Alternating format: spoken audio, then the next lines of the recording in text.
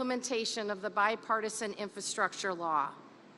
We've made bold state investments that complement those already made at the federal level. Investments like our $200 million Future Ready Oregon Workforce Development Program.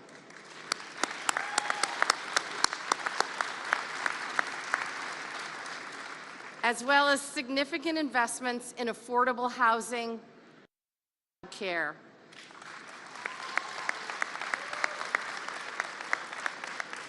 Because, as we all know, for working parents, child care is infrastructure.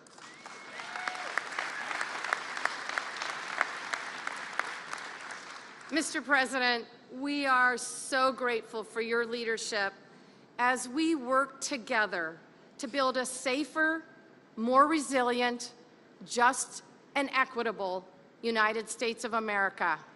Thank you.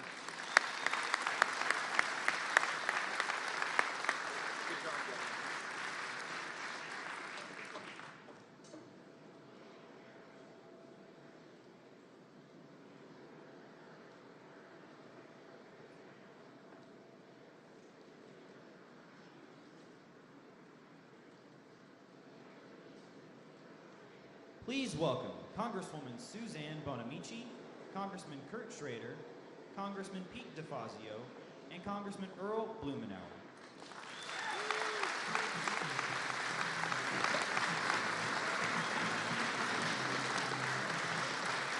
Welcome, everyone, and thank you so much to President Biden for joining us in beautiful Portland, Oregon.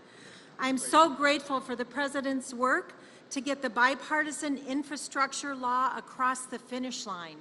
It is going to deliver historic and overdue investments in our communities. It was an honor to be with the President for the bill signing, which was cold but wonderful.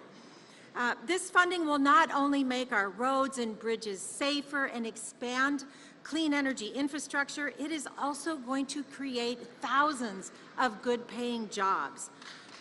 Yes, that's an applause right there.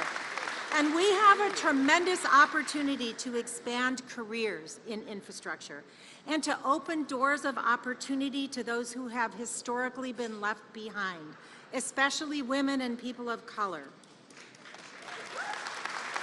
I've been leading the effort in Congress to make life-changing apprenticeships and pre-apprenticeship programs more accessible, with wraparound services that support and help people succeed. Excellent programs like Oregon Tradeswomen and Constructing Hope. Wonderful programs that are models to show not only what can be accomplished here in Oregon, but replicated across the country. And I recently spoke with Melanie, Kat, and Maria.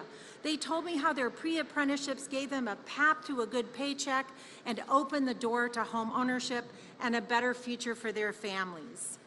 And importantly, the investments from the bipartisan infrastructure law will also accelerate our transition to a clean energy economy. I'm honored to serve on the House Select Committee on the Climate Crisis, and I know, as you do, that we must take action. I work to strengthen provisions in the bipartisan infrastructure law to increase access to public transportation, reduce carbon emissions, and strengthen infrastructure to better withstand extreme weather events. I'm very much looking forward to seeing how these historic investments will strengthen infrastructure for generations to come and put us on a path to a better future. And now it's my honor to turn it over to Congressman Kurt Schrader.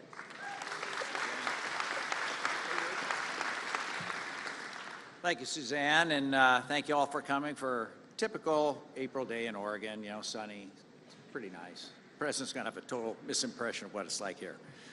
I want to thank the President for coming back to Oregon and celebrate a signature lifetime achievement, the bipartisan infrastructure law. This is huge. This is huge. It was a pleasure to work with the President and his team to get this across the finish line. The largest investment in infrastructure in American history. We're living it right now.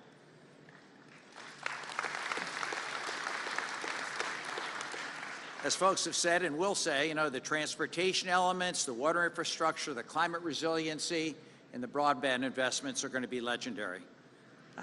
The 205 Abernathy Bridge seismic upgrades and lane widening become a reality now. The interstate bridge across the Columbia River from Washington to Oregon, yeah, I can see that happening.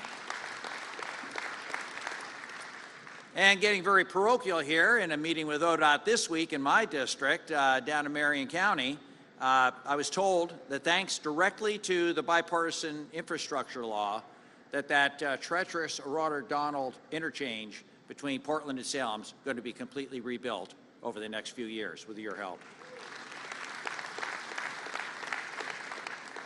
In the broadband element, my district stretches quite a ways now, all the way from Portland out to Central Oregon. It means that everybody can have affordable access to health care and education as a result of this bill.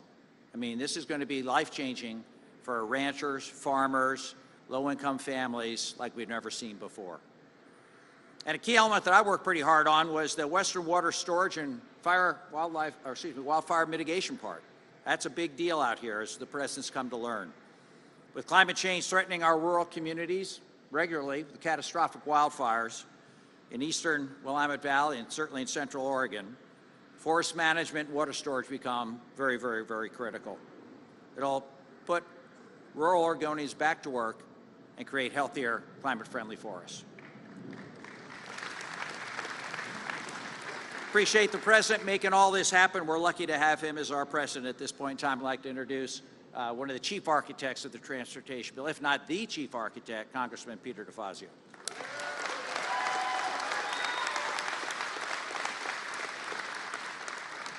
Thanks, Kurt. I'm pleased to be here today with President Biden talking about the transformative bipartisan infrastructure law and the impact it will have on the ground right here in Oregon and across the nation. I've been fighting my entire career for investments that will rebuild our country's crumbling infrastructure, fight the climate crisis, create resilient communities. And last November, as chair of the House Transportation Infrastructure, I was pleased to work with President Biden, who was absolutely key, House Democrats, and a bipartisan group of senators to deliver $550 billion of new investment to improve the nation.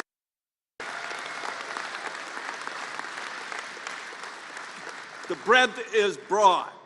It will not only improve our roads, bridges, it will focus on climate change mitigation, resilience, equity, safety for all users, provide healthy and sustainable rail and transit options for millions of Americans, build a network of electrical vehicles, chargers to facilitate long-distance travel, help connect every American to reliable high-speed internet, prepare more of our infrastructure for the impacts of climate change, cyber attacks, extreme weather events, and fires, and deliver clean drinking water to every American. These are investments I've championed for years under both Democratic and Republican administrations. The last administration, while they talked really big, they produced nothing. But this president, President Biden, took on this challenge, and we are finally able to deliver for the American people.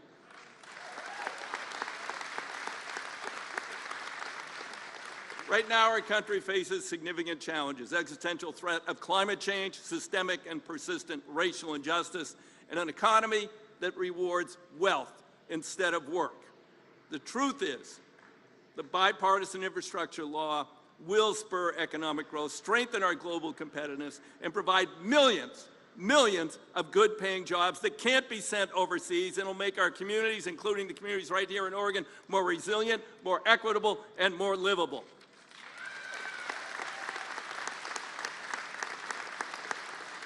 Now, that's just the bottom line. That's only the beginning. In addition to all this funding, in the coming months and years to follow, the Department of Transportation and the Biden administration will roll out notices of funding opportunities for states, localities, tribes, territories, and others for competitive grant applications for billions more dollars in available funding for infrastructure. And I expect Oregon to be well positioned to compete successfully for this money. We've already mentioned the Columbia River crossing. That's where we're going to get help from the federal government to do that.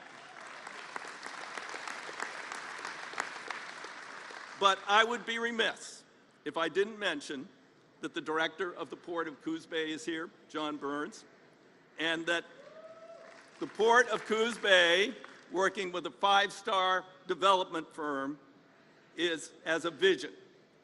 And they're going to apply for the only West Coast ship-to-rail container port, which would increase port capacity on the West Coast by up to 10%, result in significant supply chain additional capacity, reduce the cost of shipping and the cost of goods to consumers, and result in major investments in a long-depressed community, and it would be green. No more ship to truck to this to that. Right off the train, right off the ship, onto the train, and we deliver the goods. This is a vision. This and other critical projects are what I expect the Biden partisan infrastructure law to support. I look forward to working with President Biden, his administration, and fostering big, game-changing, visionary, 21st century infrastructure investments that will once again make America the leader with the most efficient, climate-friendly infrastructure in the world. Thank you very much. With that, I want to introduce my good friend, long-term partner on infrastructure issues, Congressman Earl Blumenauer.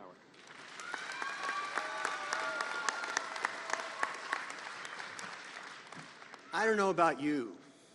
I'm going to miss that guy.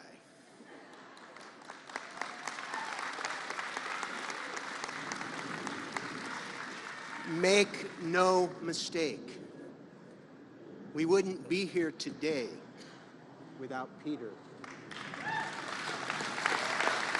And what he's done in the vineyard for 38 years, and probably the worst commute in Congress. Probably the single most influential member of Congress in both chambers, in both parties, for infrastructure in my long career. I am proud to have worked with Peter on some of the signature infrastructure projects in our community that have helped shape who we are.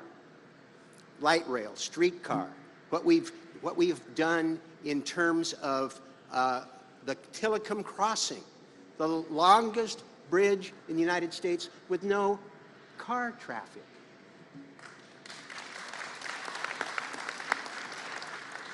And we're not done yet. As is referenced, we've got a little challenge in terms of a Columbia River crossing. We have challenges with bridges that aren't seismically stable. Burnside Bridge, just to pick one out of the air. An opportunity to re-envision 82nd Avenue. To have thousands of housing opportunities and take a street that is dividing our community and bring it together, making it safe and functional. Who knows? We may even get a bike bridge. We've got our work cut out for us. We have examples that we're proud of, but frankly, we've seen things here where infrastructure has been destructive. In North and Northeast Portland, dividing, deteriorating. But the good news is that we have an infrastructure bill that is committed to rebuilding and renewing America and doing it right. Low carbon, bringing us together rather than dividing us. Opportunities to deal with our tribal partners. Dealing with rural and small town, the inner city, housing. Maybe we'll even get some of the lead out of the drinking fountains for our kids so they're not poisoned. This is all in the bill. And we have a president, for the first time in my career, who is absolutely committed to rebuilding and renewing America and putting the money behind it. This is revolutionary. Peter had good relationships and they listened to him a little bit, but nobody has been here with money, chalk, and marbles like Joe Biden. And President Biden has assembled an A-team. I mean, Secretary Buttigieg is gifted. Secretary Trottenberg. We have a number of Oregonians that have infiltrated this administration who will be there advocating for the things that we do that make a difference. And we are going to be able to deliver on this vision, and it's starting now. But what we need to be committed to doing is taking this message to our community and around the country, letting people know what's in the pipeline for them, and being able to take advantage of the work that Peter has crafted.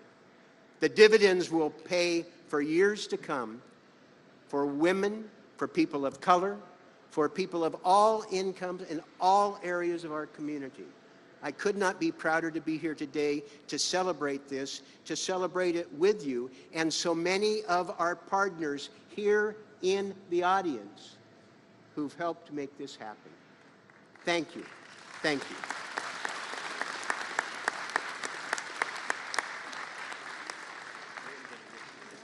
Please welcome Senator Jeff Merkley and Senator Ron Wyden.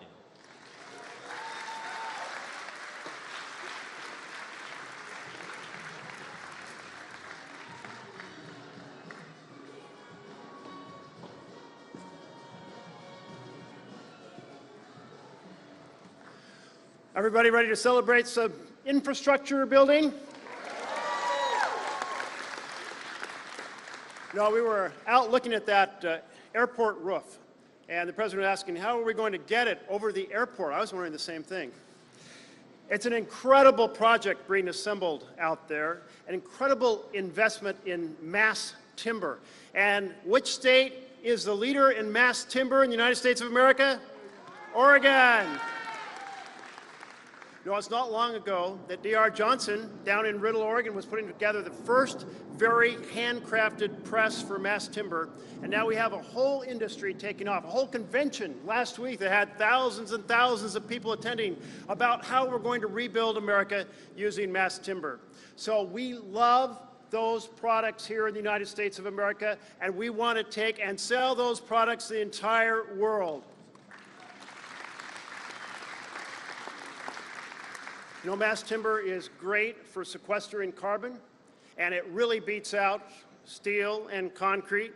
And because steel and concrete take a lot of energy to build with, so now we're going to be building 4 to 18-story buildings with Oregon mass timber. And we're going to do those projects all across this country, and it's really fabulous. But we have some other infrastructure dreams. For example, we're looking forward to this ground-sourced heat pump project that will cool and heat the airport with 80% less energy. We want to get those funds out of the federal government, and Ron and I are going to help make that happen. And the Port of Portland has a mass timber project that would use the Port Terminal number 2 to do affordable housing, modular affordable housing, and we need affordable housing right here in the state of Oregon. And how about that Coos Bay Terminal project, Container Port project? That's a mega project. I've talked to the Secretary of Transportation 3 times. We have the railroad, we have the deep draft harbor, we need the container port. Let's make it a mega project. It gets built right here on the Oregon coast. And of course, we're going to keep pressing for our other mega project, which is to complete the Columbia River crossing, which we call something else now, the interstate, that one, replacement bridge. All right, you know, the last drawbridge on the entire interstate system, jams up the whole metropolitan area, major north-south corridor. Let's get that built as well.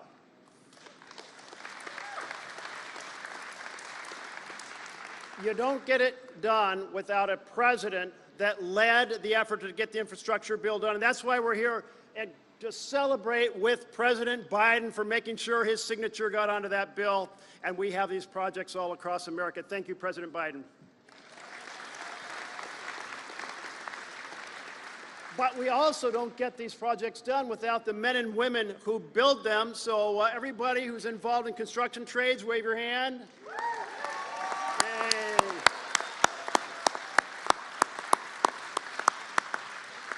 Every possible craft is just going forward, and we need to rebuild America, and we need to do it with good-paying union jobs.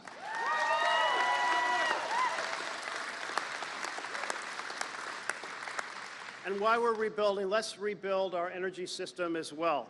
We can tackle climate change successfully if we electrify everything with renewable energy, and rebuilding the energy system will create millions more good-paying American jobs.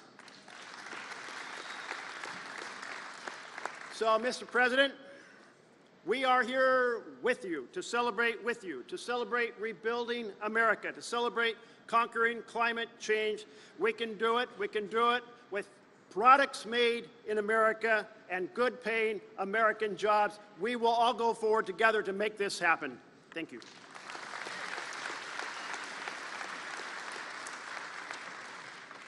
So it's a pleasure to have the President here, but I felt I should start by coming clean on something. It's, of course, our election season, and the newspapers are asking me and all the candidates, what grade would I give President Biden for his work on the bipartisan infrastructure? So I said, I got to figure out what to do here. Should I cut my friend from the Senate a break, or should I tell the unvarnished truth? Now, we Oregonians are pretty tough graders on report cards. We want to make sure the job gets done. So the first question I asked for the infrastructure grade was, didn't the President fight like hell and make this airport, perennially rated tops in the country, even better with super seismic runways and a new roof made from iconic Oregon wood? What's your answer? All right. Didn't the President fight like hell and say goods and services for infrastructure was going to be shopped locally with lots of good-paying union jobs? What's your answer? Didn't the President fight like hell and say we're not going to leave rural Oregon behind, strengthening broadband in places like Eastern Oregon, where I came from late last night? What's your answer? All right, I think you're moving in the right direction. So I'm going to end the suspense, and it's time to talk about the President's report card on infrastructure, so he's got something to put on his fridge back in the White House. The President's grade for the bipartisan infrastructure law is actually, you know about basketball, a layup. He deserves a straight A for his work on infrastructure.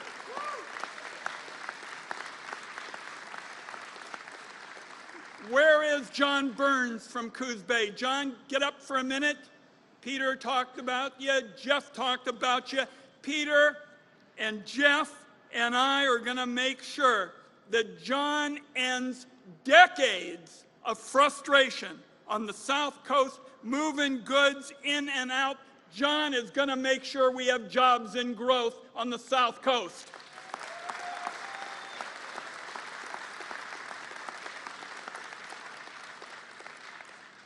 And Jeff and I feel strongly about clean energy. I've got the Clean Energy for America bill through the Finance Committee, where we take the energy provisions in the tax code and throw them in the trash can. 45 provisions in the trash, and we say, for the future, The Oregon message is you don't get your tax breaks unless you actually reduce carbon emissions.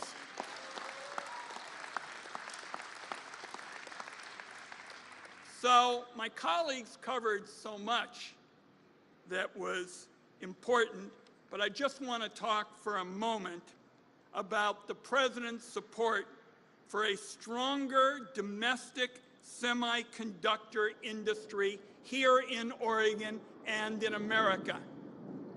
You can't do anything in America from the morning when you wake up till the time you go to bed without domestic semiconductors. The President is helping us build at Intel and make that powerhouse for Oregon even stronger for good-paying jobs.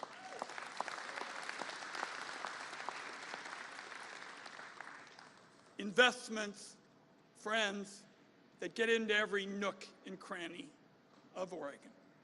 And I'm going to close apropos of, we already gave the President an A for his infrastructure bill, but I want to give him a little bit of course credit in addition.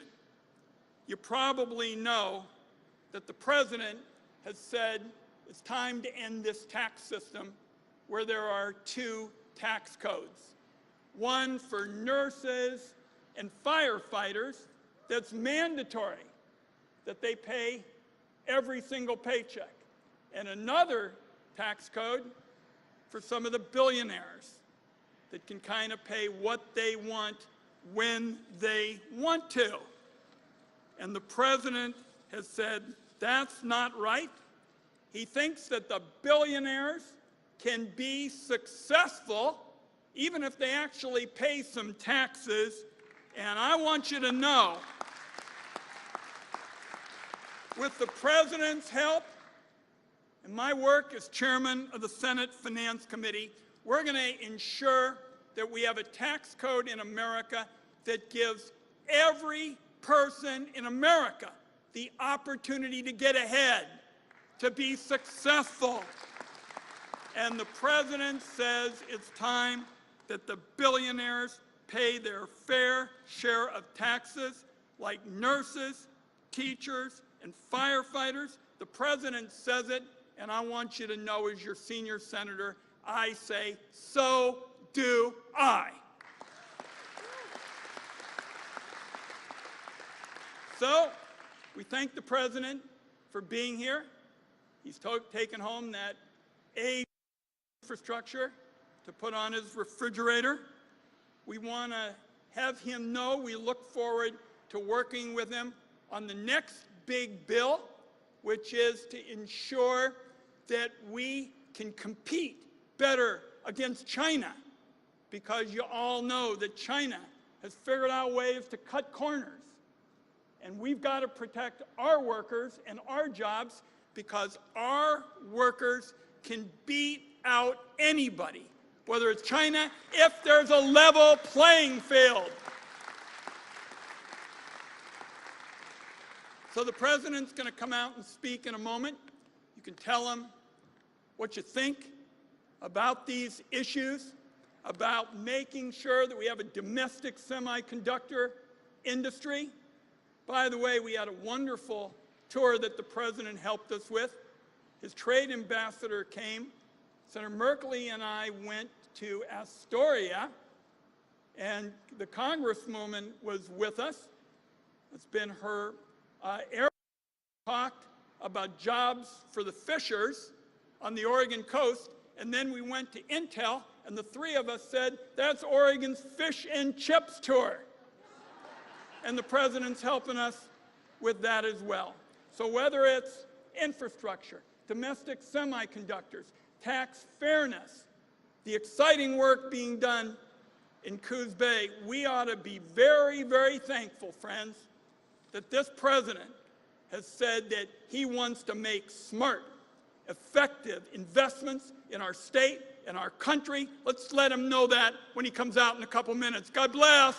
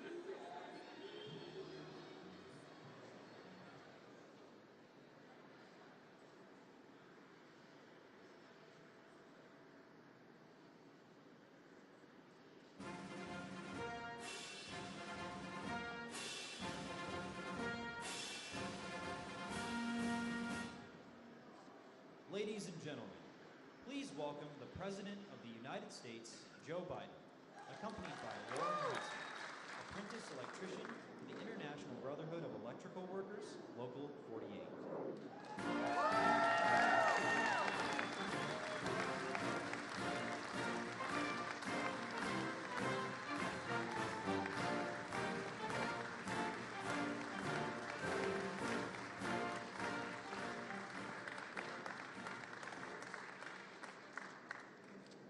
Good afternoon, everyone. My name is Lauren Heitzman. I'm a sixth-term Inside Wire apprentice and an employee of O'Neill Electric. I'm a proud member of the IBEW Local 48 here in Portland.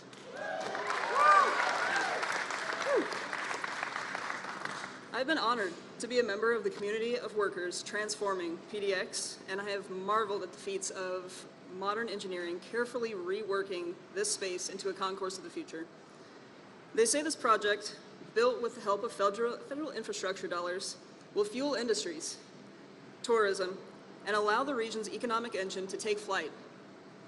I see this airport as an opportunity to hone my craft alongside the best workers in the world.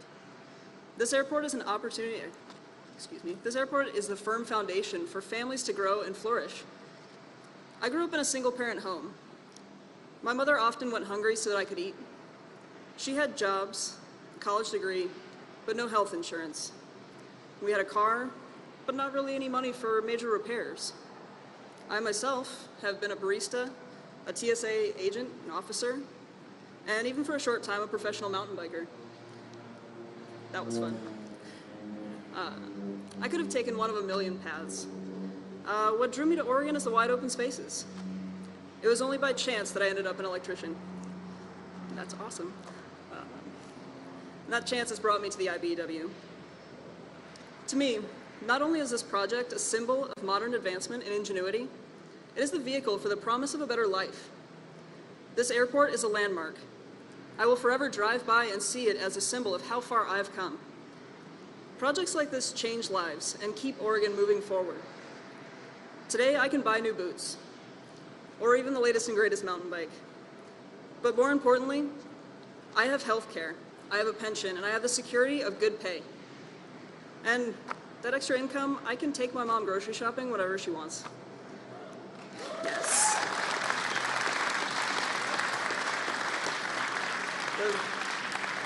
The financial security that I have to take care of my family is what's important, and that's what this job means to me. The bipartisan infrastructure law that passed last year is not just an investment in infrastructure. It is also an investment in good union jobs. It's an investment in good schools and strong communities. It's an investment in me and my union. The men and women of the IBEW, we're just getting started. Yes. We are ready to rebuild the I-5 bridge over the Columbia River and modernize the port marine terminals and upgrade the container cranes that are so essential to this region's commerce. And of course, finish this airport, making it a jewel of the Pacific Northwest. We are ready to build America back better, and we are so proud to have a president who understands that building America back better means building union.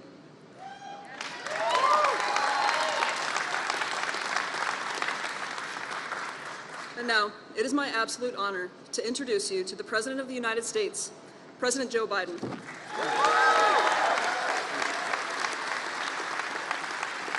Please have a seat if you have one.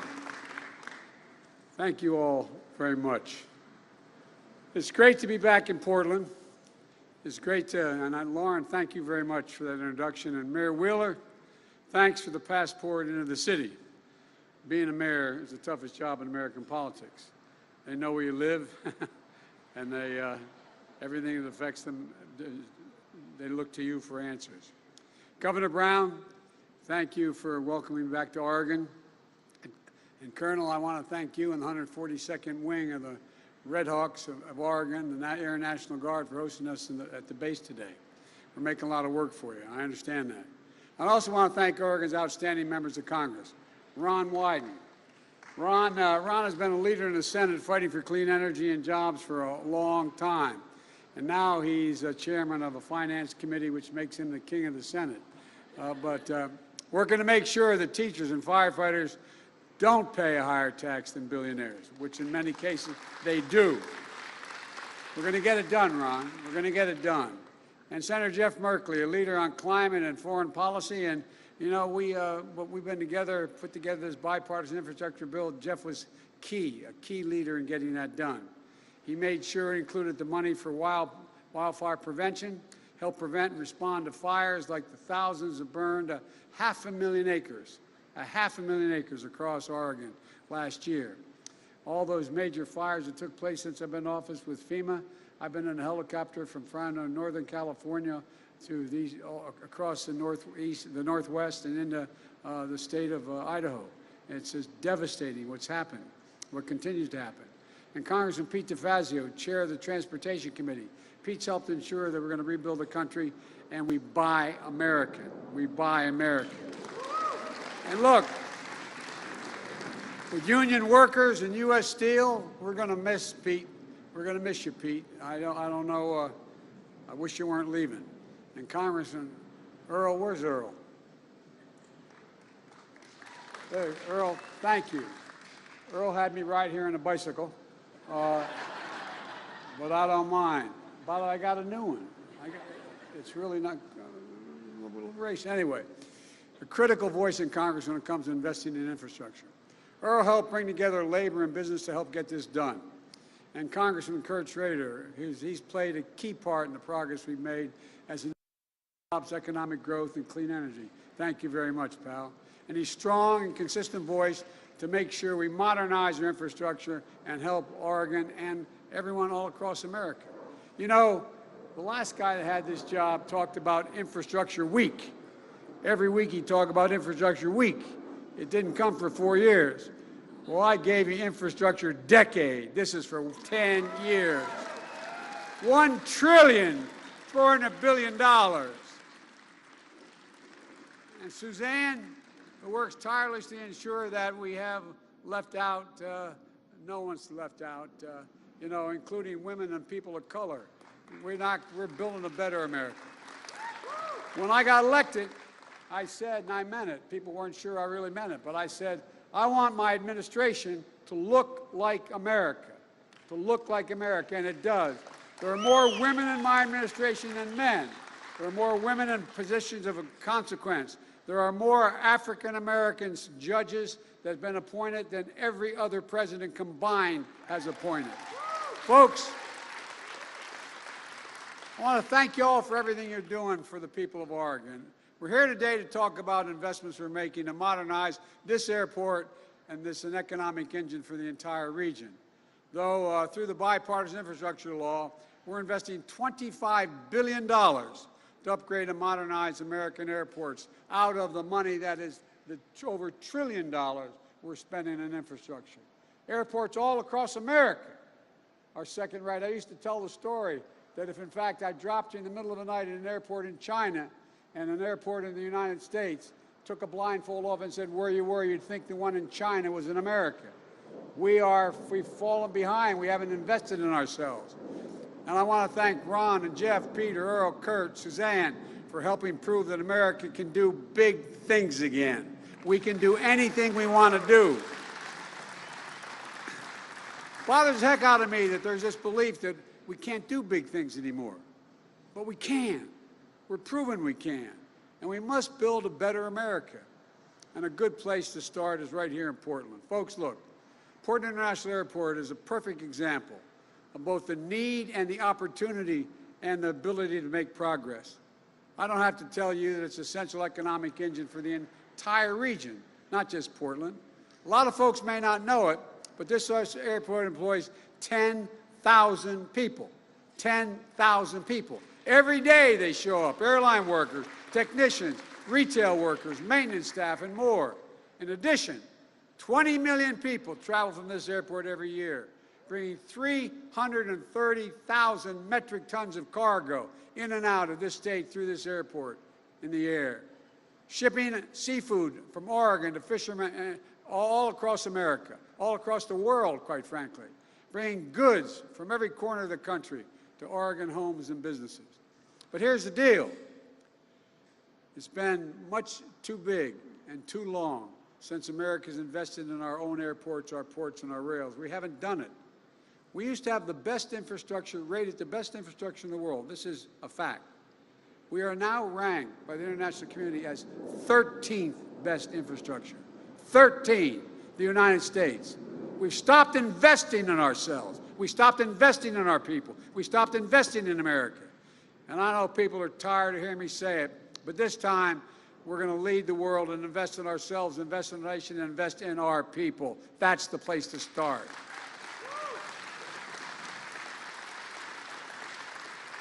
People kind of forget it. America invented modern aviation. But like I said, we've allowed our airports to lag far behind our competitors. I remember when I was vice president, I was flying into New York to make a speech, and I landed in New York in Air Force Two in LaGuardia Airport. As I was walking through the terminal to get out to the vehicles, there was a sign on an escalator going to one of the gates saying that out of order, fixed in 2 months. Not a joke. The United States of America, one of the leading cities in the world, and it had a sign saying the escalator to the gate would take 2 months to be fixed. At that time, I said it took the average person, dropped them off, as I said, in LaGuardia or anywhere else, they'd wonder where in God's name they were. But look, they probably think they weren't in America if they didn't know better. But folks, by the way, LaGuardia I caused a bit of a stir because I said it publicly what was happening. And guess what? The governor and legislature decided they had to change things. And they invested $4 billion into one of the great destinations of the world, New York. The whole point of telling this story is I realize I'm preaching to the choir as we need to invest in American airports and here in Oregon. As I said earlier, through the bipartisan infrastructure bill, which I might add, I wrote the original one with my own paw. I wrote it, sat down and wrote it, because I was convinced there was no other answer other than begin to invest in our country again. And we're investing $25 billion this year to modernize American airports all across this country and across this state, not just here. That includes $211 million this year in Oregon, $42 million being delivered this year alone, not just to modernize PDX, but for 50 additional airports across Oregon, because you've got more than one, as you all know. And that's in addition to the $20 million we invested in PDX last year. Look, here's just some of what this investment will do. First, thanks to Ron Wyden and Jeff Merkley and Earl, excuse me. I know. You can call me Bidden, Joe Bidden. Helping deliver a more resilient state-of-the-art runway. You know, I don't have to tell you, anyone here in Oregon, it sits on a major earthquake zone. And in fact, you had a 0.4 magnitude earthquake strike not far from here just 2 days ago. Imagine what would happen if that earthquake struck closer to the airport. It wouldn't just threaten lives, it would threaten to shut down the local economy for a heck of a lot longer than 2 months it takes to fix an escalator. Folks, but your senators and congressmen are looking out for you. They fought to dedicate $3.75 million in the last month's omnibus bill to build a resilient runway here at PDX. The project is being modeled on the engineering of an airport that I happened to visit in Japan that remained operational in the face of a devastating earthquake and tsunami in 2011, successfully evacuating families and moving life-saving supplies because their runway was resilient. It was built resilient in the first place. Best of all, extensive research shows that every dollar we invest in our resilience of your runway will save $50 down the road by keeping this airport operational, safe, and efficient. But that's not all we're doing. You're in the midst of a $2 billion renovation to build a cutting-edge main terminal. I just saw an incredible components of that terminal being constructed. 392,000 square feet of roof being built out of what's known as mass timber, advanced engineering, wood design that you're pioneering right here in Oregon. And it won't just stay in Oregon. Almost every single piece of wood being used was substantially harvested from local forests. You can point to any beam, and the folks building it can tell you where it came from. Best of all, this project will support more than 1,250 good-paying jobs constructing the terminal. Over 95% of the construction is being done by union workers. Union.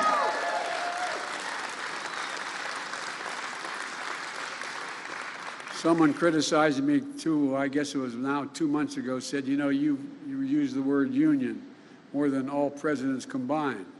Well, there's a good reason for that. They're the best workers in the world. There's a reason why it makes sense to have a union worker. They trained, like it's like going to college to get that apprenticeship, not a joke. And in addition to that, they get it done on time and with the best possible results you can get. We already nearly have 280 contracts amounting to $80 million have gone out to small businesses that are minority-owned and women-owned and veteran-owned, lifting up the economy for everyone. And this is just the start. Because of the infrastructure law, we're going to see modern baggage claim area, improved taxiways, and yes, better escalators. And, you know, the investment all across Oregon is going to continue. Like was mentioned earlier by Coos Bay, you know, we've delivered nearly $33 million in January to modernize the main jetty, making it safer and more efficient for ships, boaters, and fishermen. And improving the capacity of that port is something Ron Wyden and Pete DeFazio in particular have been fighting for a long time. All across Oregon, we're sending the message. These ports and airports are open for more business. And we're sending the same message about your roads and your bridges. Right now, there are nearly 400 bridges and about 1,300 miles of highway in poor condition just here in Oregon. It's estimated that driving on those roads that need repair cost Oregon drivers an extra $256 a year in gas, repairs, and longer commute times.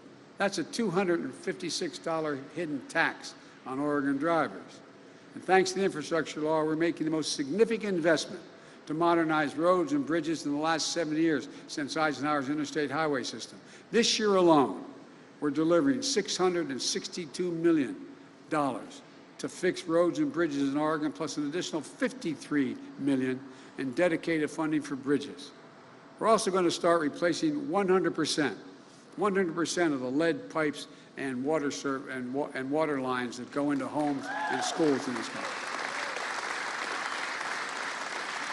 You've got an estimated 14,000 lead service lines here in Oregon.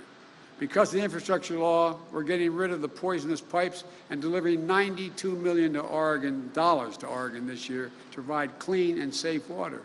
Because every American, every child, should be able to turn on a faucet, drink water that's clean, and also create thousands of good-paying jobs for plumbers and pipe fitters in the process. Folks, Ron and Jeff and Earl and Kurt and Suzanne, we all share a core belief that high-speed internet is essential to success in the 21st century. But today, more than 1 in 10 Oregon households don't have high-speed internet.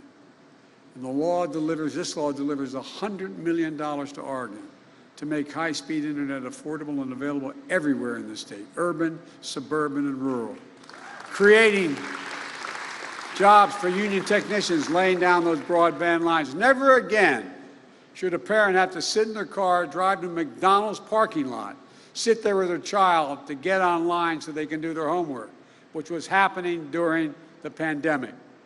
The law also builds up our resilience to extreme weather. Over the last decade, extreme weather has cost the state of Oregon at least $5 billion in damages. $5 billion. Our infrastructure law upgrades modernizing and strengthening transmission lines, helping communities to deal with floods, droughts, wildfires that are only coming with more frequency and ferocity. Folks, there's so much more in this law. We made a lot of progress, and the fact is we have an incredible opportunity ahead of us. But we also know that families are still struggling with higher prices. I grew up in a family where when the price of gasoline went up, it was a conversation at the kitchen table because it made a difference to my dad. We felt it. Let's be absolutely clear about why our prices are high now. 2 reasons. First, COVID. The way the global economy works, if a factory in Vietnam makes a computer chip and shuts down due to COVID in Vietnam, the ripple effect can slow down automobile manufacturing in Detroit. So because of the pandemic, we've had disruptions in our supply of important materials. So prices went up. Just look at automobiles. Last year, they accounted for 1/3 of all the inflation in America. 1/3 was because of automobile companies couldn't get computer chips, and the price of automobiles skyrocketed because there was significant demand because the economy was growing, but no availability. So I'm calling on Congress to pass the bipartisan innovation bill to make more of these chips here at home and speed up the supply chains. And folks, with regard to supply chains, let me say one thing. There's a little outfit called Intel. The chairman of the board of Intel asked me to come and see me in Washington. And he said he wanted to invest $20 billion in a computer chip factory he was going to build just outside of Cleveland. $20 billion. He was going to create thousands of jobs building the facility and thousands of jobs running the facility. Average wage once the facility was built, $132,000. This is, and now if you guys pass and get me that other bill on my desk, he's prepared to invest another $100 billion, $100 billion in that same facility. And when everybody forgets, we invented the damn thing. We invented the computer chip, not a joke. And all the progress, all the change has come from American technology. We don't make them anymore, basically. But now we're changing that. The second big reason for inflation is gas prices. And it's Vladimir Putin's gas price increase. Putin's invasion of Ukraine has driven up gas prices and food prices all around the world. We saw that in the most recent inflation data. Last month, 70% of the increase in inflation was a consequence of Putin's price hike because of the impact on gas and energy prices.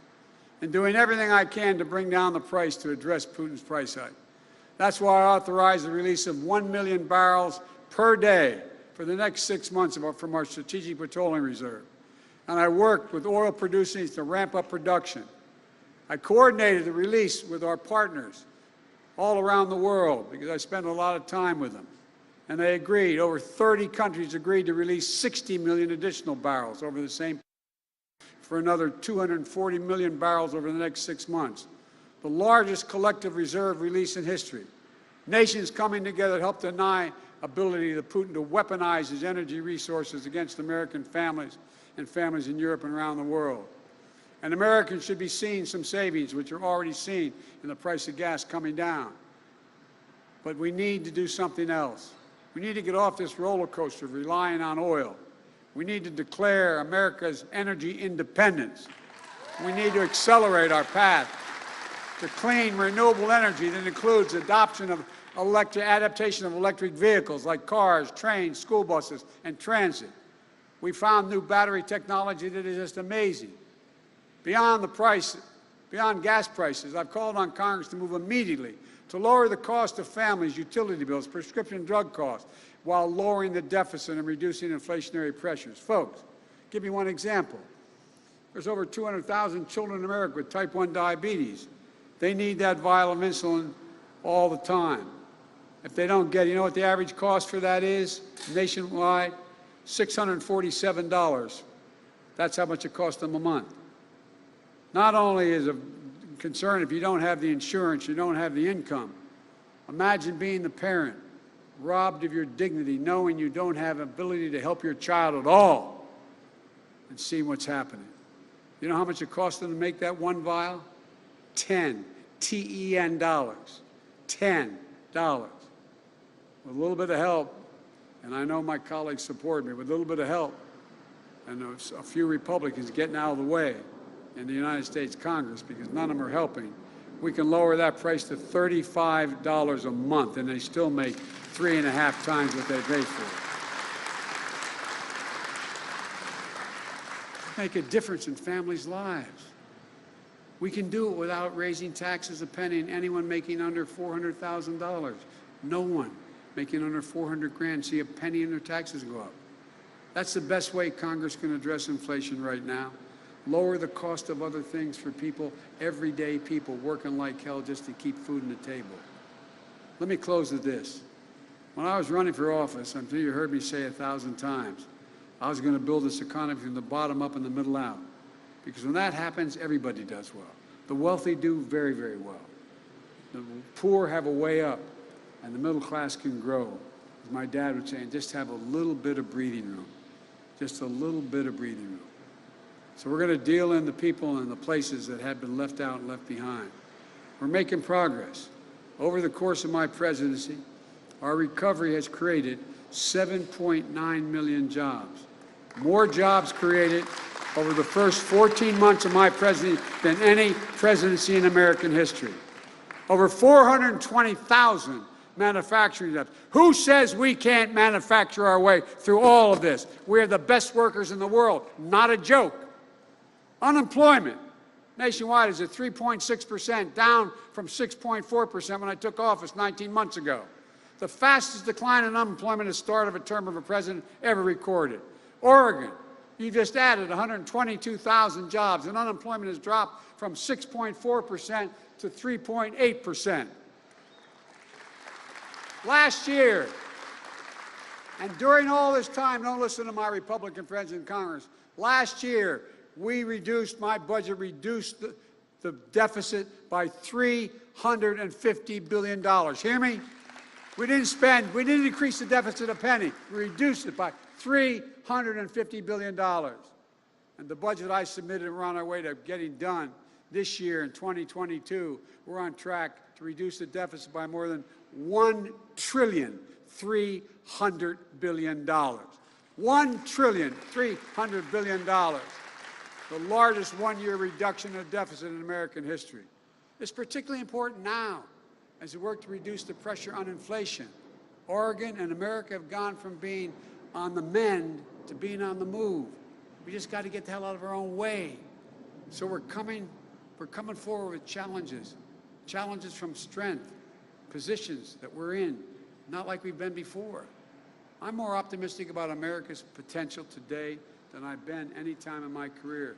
And I've been doing this job in national politics for a long time. Because I see a future that is without a limit. I mean, this is the United States of America, for God's sake. We're the only nation in the world. This is a fact. Look it up. The only nation in the world that's come out of every crisis stronger than when we went into the crisis. Stronger. Every single time. I was with Xi Jinping. I've traveled with 17,000 miles with him and spent more time with any other world leader over a total of, I think, and we're up to 90-some hours of talking or meeting together over the last 6-7 years.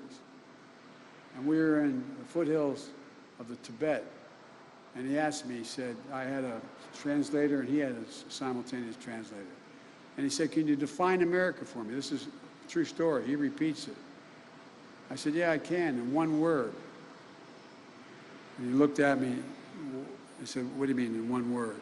I said, possibilities. Anything's possible in America. Anything's possible. And that's what we're going to do today. Do what we are capable of doing. Stop feeling sorry for ourselves. Get the hell up and take this country back in a way that we lead the world again, because we can do it. We're on the way to doing it.